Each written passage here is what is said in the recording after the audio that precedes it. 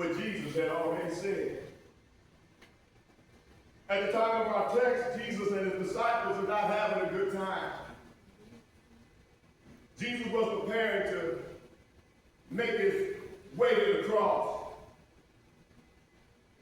And part of his preparation included him washing the disciples' feet. And he did this because he wanted them to understand that to follow him, they would have to be humble servants.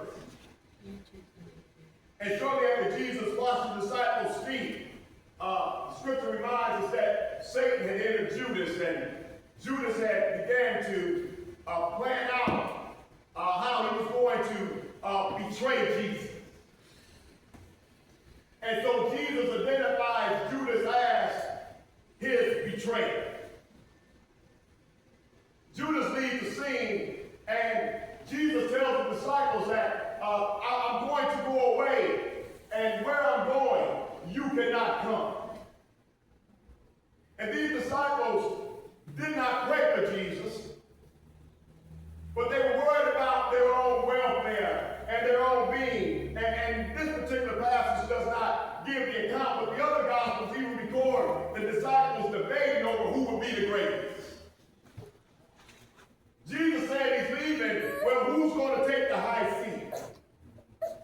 Who's going to receive all the glory that Jesus has been received? Who will become popular like Jesus? This is what the disciples wanted to know, and so they quarreled and they began to think about their own self-interest. And it is in this context, at this moment, that Jesus observes their hearts and is compelled to say, a new commandment I give to you.